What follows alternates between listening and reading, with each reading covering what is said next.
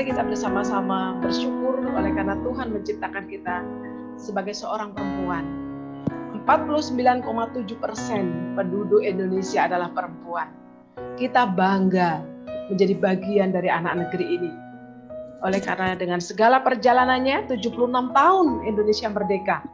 Ada banyak dinamika yang terjadi dan kita menjadi saksi sejarah untuk sebuah perkembangan dari sebuah bangsa. Bersama-sama kita akan memuji, kita akan menaikkan, kita akan membangun kecintaan kita pada Tuhan. Aku cinta Indonesia bersama Syakah Ministry Performance. Silakan.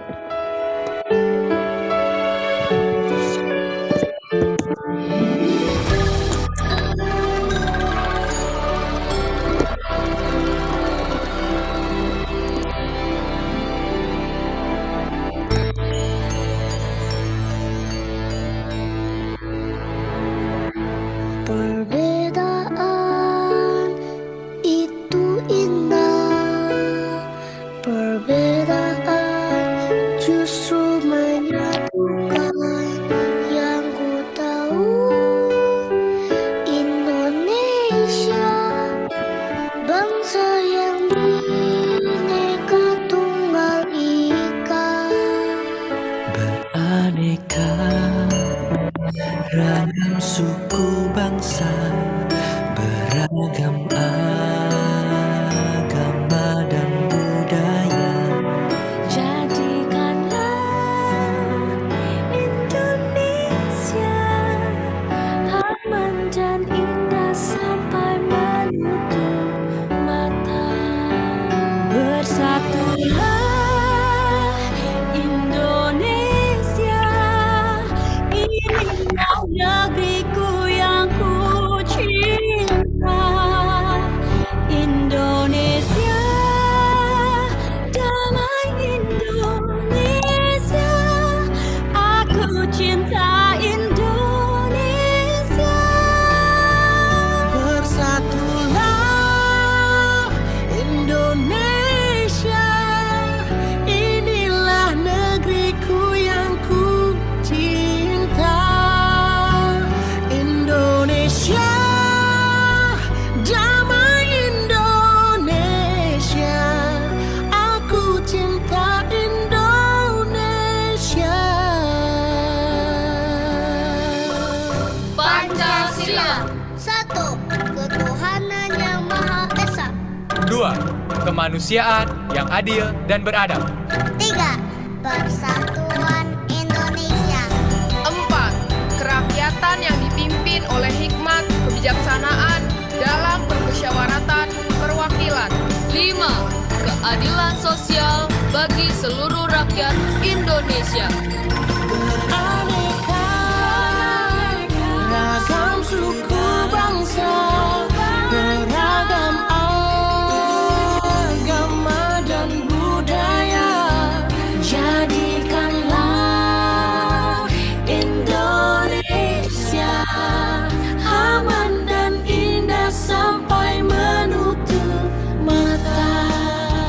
Bersatulah Indonesia, inilah negeriku yang ku cinta. Indonesia, damai Indonesia, aku cinta Indonesia.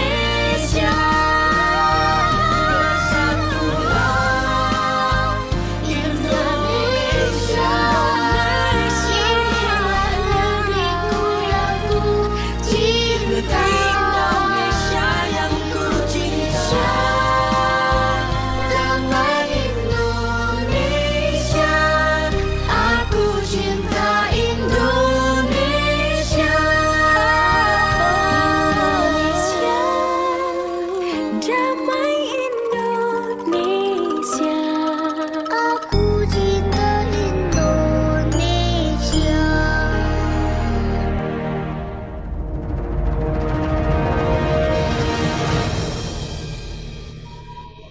Tuhan. Selamat sore Ibu Devi. Sore, Bu. Apa kabar Bu Ningsi? Aduh, Bu Devi sudah segar. Saya lihat ya, dalam usia yang ke-71. Bu Devi masih cantik dan segar. Baik, silakan. Waktu saya serahkan pada Bu Devi. Iya, selamat sore Ibu-ibu. Selamat sore. Selamat Hari Kartini. PHJ karena Walaupun kemarin Hari Kartininya, tetapi kita masih dalam suasana itu. Jadi kalau buat kita perempuan, Hari Kartini itu penting ya Ibu-ibu ya.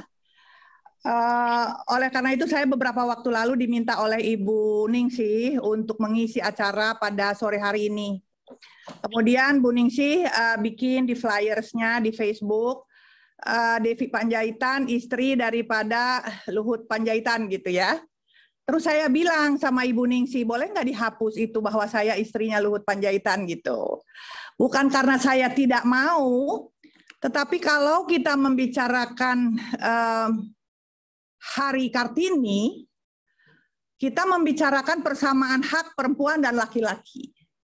Jadi bukan saya tidak mau bahwa saya diembel-embeli oleh seorang Luhut Panjaitan, tetapi saya juga seorang perempuan yang bisa berkarya begitu. Nah, ibu-ibu sekalian yang saya kasihi, dan permintaan saya itu dihapus juga oleh Ibu Ningsih dan terima kasih Bu. Nah, kemudian kalau kita berbicara tentang Ibu Kartini, kalau kita pikirkan bahwa beliau itu sebetulnya sudah lahir tahun 1829, ya kan? Itu adalah abad ke-19. Boleh kita bayangkan bahwa pada abad ke-19 pun seorang Kartini itu sudah memikirkan persamaan pria dan wanita. Nah, sekarang kita ada pada abad ke-21. Jadi kalau menurut saya pada abad ini kita tidak perlu lagi membicarakan persamaan perempuan dan laki-laki. Karena apa yang diberikan itu buat perempuan sudah kita bisa katakan tidak ada bedanya perempuan dengan laki-laki. Kalau kita bicarakan ambil contoh misalnya ya. Kalau sekarang profesor, doktor banyak perempuan, ya kan? Nggak ada masalah perempuan bersekolah kemanapun. Tidak ada perbedaan di situ. Kemudian kalau kita lihat misalnya ahli-ahli IT pun sudah banyak perempuan gitu ya. Kemudian kalau kita lihat pekerjaan sehari-hari yang dilakukan oleh kaum perempuan, sudah banyak yang menjaga SPBU pun udah seorang perempuan gitu ya. Hanya membedakan seorang yang menjaga SPBU untuk pria dan wanita tentu adalah ada perbedaannya. Kalau perempuan ya janganlah malam-malam begitu ya. Kalau pria ya silahkan begitu. Nah, jadi kalau menurut saya Bu, untuk abad 21 ini kita tidak lagi membicarakan perbedaan perempuan dan laki-laki. Dimulai dari Kartini. Jadi kita sebetulnya tidak boleh melupakan jasa Ibu Kartini itu bagi kehidupan kaum perempuan kita di abad 20 dan kemudian di abad 21. Nah, tetapi masih banyak tentunya perbedaan-perbedaan. Perlakuan-perlakuan yang diskriminatif pun antara laki-laki dan perempuan pasti banyak ya. Kalau di kampung saya, Bu, mohon maaf di Toba itu, banyak pria-pria hanya duduk di kode-kode. Rokok-rokok, minum teh kopi. Tapi istrinya pergi ke sawah.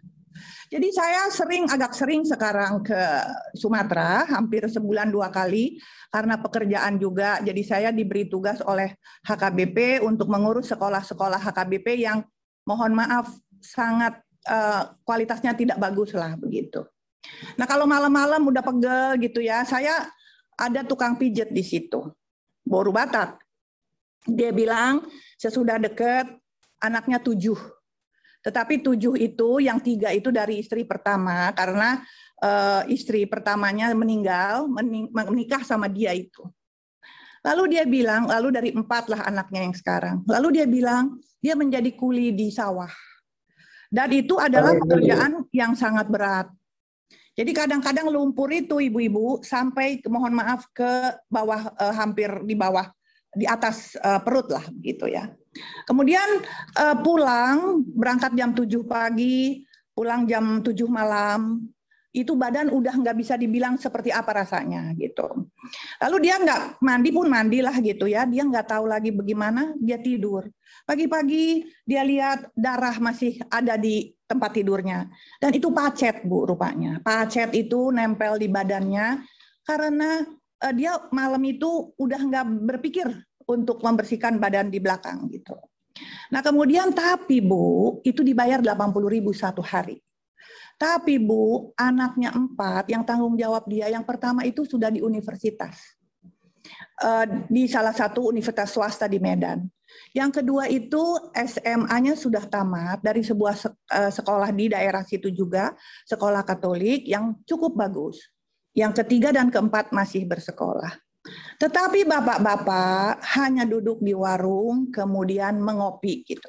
Nah, di sini masih ada pastinya perbedaan-perbedaan antara perempuan dan laki-laki. Perempuan itu berjuang demi anak-anaknya.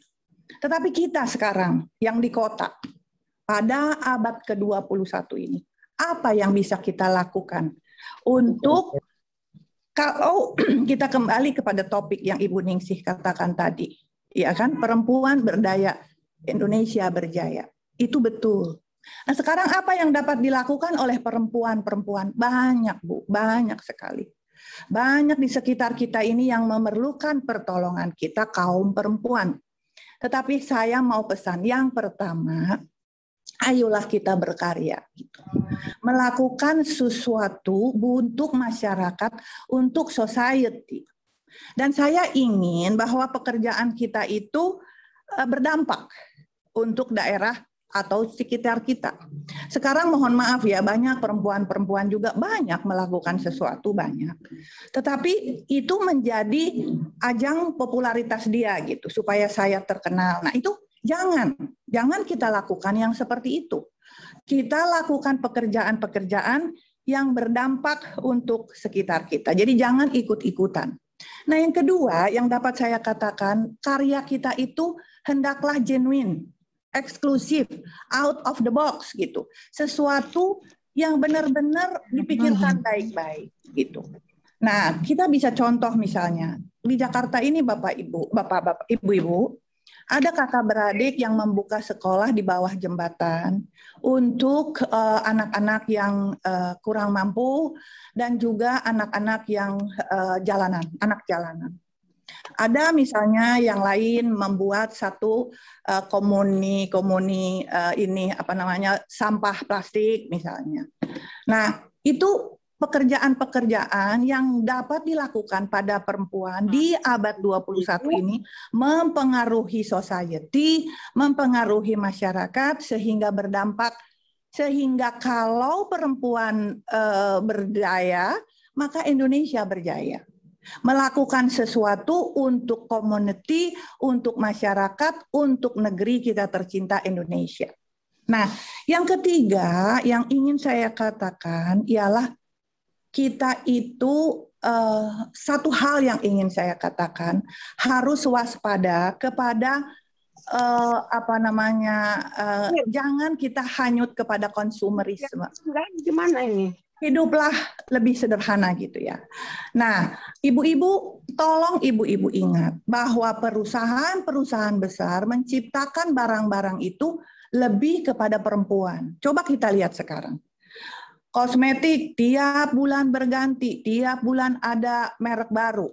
Nah, untuk menggoyang perempuan, ibu-ibu, wanita muda, remaja untuk beli.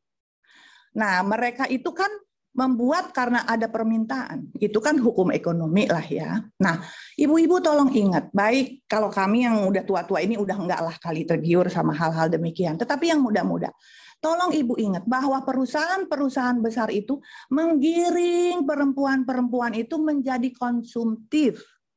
Perlu uang banyak, suamilah dirongrong. Udah nggak jadi berjaya lah negeri kita ini. Karena terdiri perempuan-perempuannya yang konsumtif gitu. Jadi berhati-hatilah di dalam hal itu. Ibu boleh ikut mode, tetapi jangan menjadi korban mode ya. Ibu-ibu sekarang kita Indonesia ini bangga lah menjadi kulit yang bersawo matang. Sekarang ada suntik pemutih, enggak usah. Tuhan telah menciptakan kita dengan kulit yang seperti ini.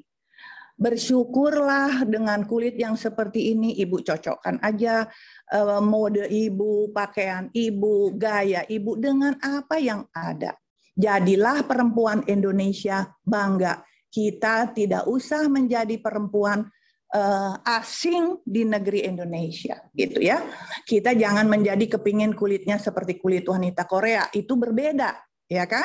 Kita adalah orang Indonesia yang memiliki satu kelebihan tertentu di dalam kehidupan kita masing-masing. Dan yang kemudian ialah hiduplah mandiri, Ibu-ibu. Jangan menggantungkan kehidupanmu kepada orang lain, ya kan? Juga apa yang ada padamu cukupkan, syukurkan begitu ya.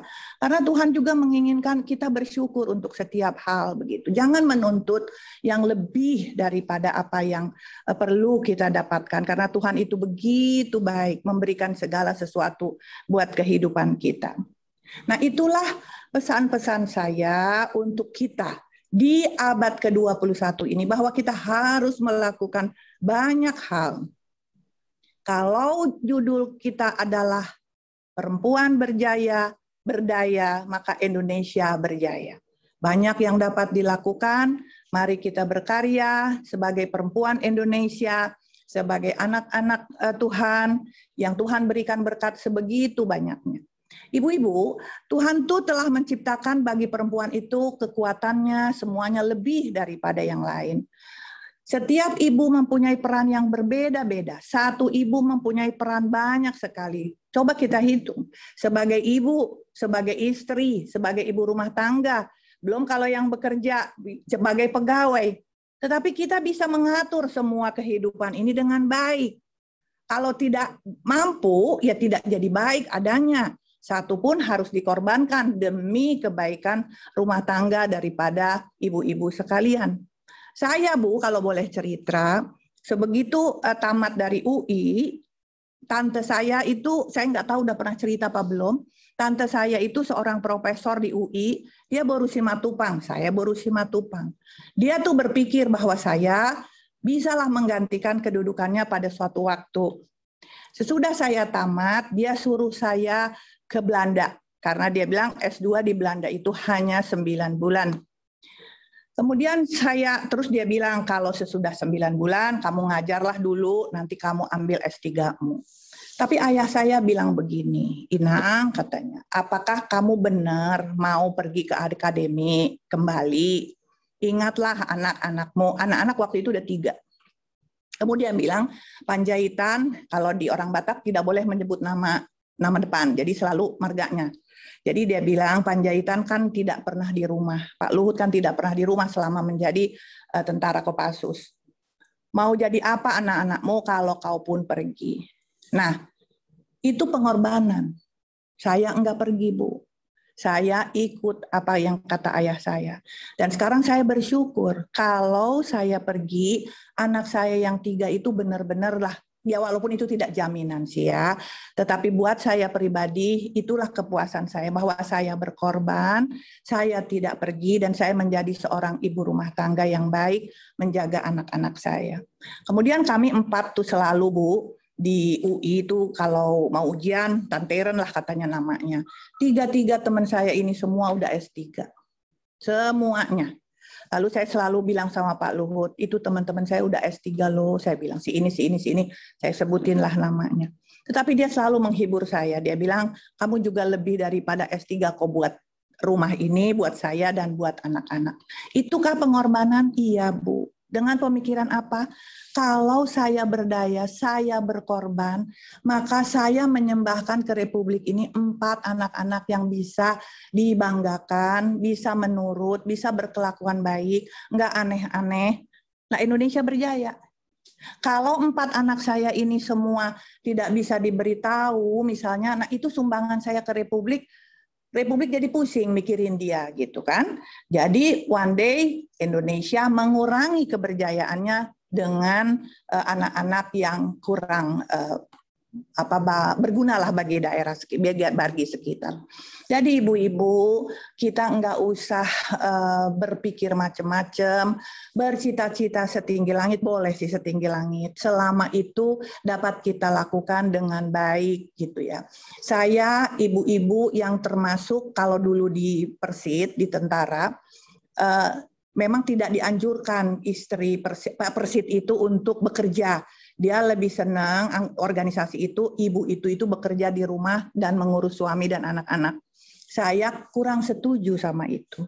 Saya bilang, bagaimana istri itu udah sekolah tinggi-tinggi gitu loh. Padahal dia tidak boleh bekerja gitu lah.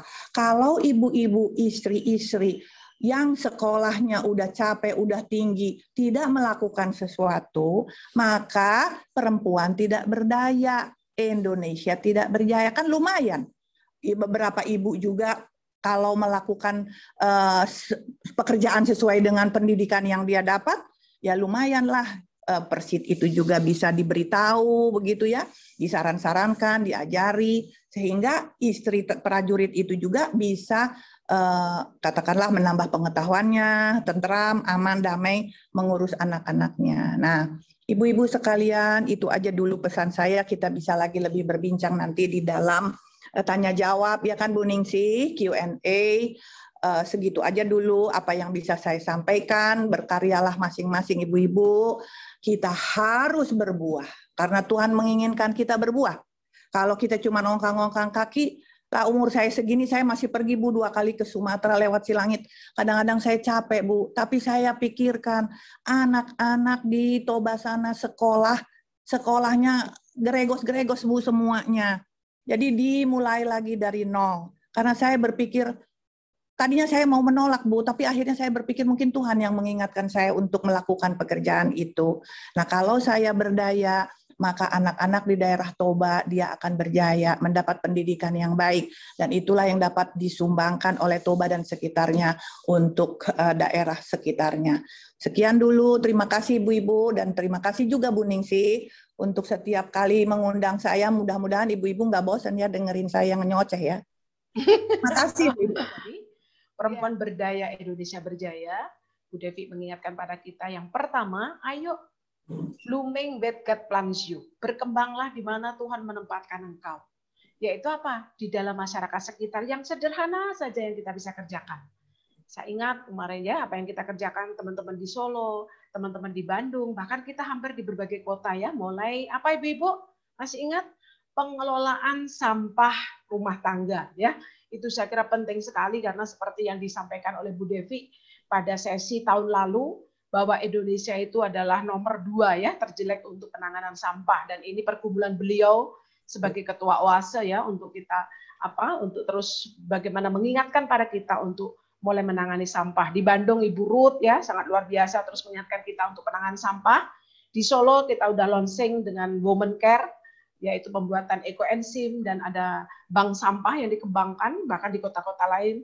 Di Salatiga sedang ada pelatihan teman-teman dari BKGSG ya. Badan Kerjasama Gereja-Gereja Salatiga, pelatihan ekoenzim juga. Jadi Ibu ini semuanya sedang berkembang tadi ya, supaya berdampak bagi masyarakat sekitar. Jadi kita tidak hanya istilahnya terus mengejar apa sih yang luar biasa, wow gitu loh. Tetapi kita mau yang memberikan dampak. Yang kedua, berkarya yang genuine atau yang unik atau yang itu benar-benar muncul dari diri Ibu ya, tidak usah mencari-cari seperti apa kita seperti di luar negeri atau seperti apa, tetapi apa yang kita bisa lakukan yang paling kecil sesuai dengan talenta kita masing-masing. Yang ketiga, waspadalah dengan nilai-nilai dunia ya, konsumerisme. Handphone maunya ganti tiap minggu, padahal gaji suami tidak pernah bertambah. Akhirnya merongrong suami untuk korupsi. Nah, ini perempuan ya, nanti Bu Devi pasti akan mempertajam di situ peran istri di dalam khususnya daya kerja, etos kerja seorang suami itu sangat dipengaruhi oleh istrinya ya. Karena itu waspadalah terhadap nilai-nilai dunia. Bahkan sekarang ini ada pinjaman online yang lagi marak. Iya. Katanya gampang banget mendapat pinjaman, tapi padahal itu sebenarnya sedang membawa Ibu pada sebuah masalah yang sangat berat ya. Sekarang ini sedang polisi banyak menangani hal ini. Oleh karena tadi kita gampang sekali terjebak. Termasuk investasi bodong.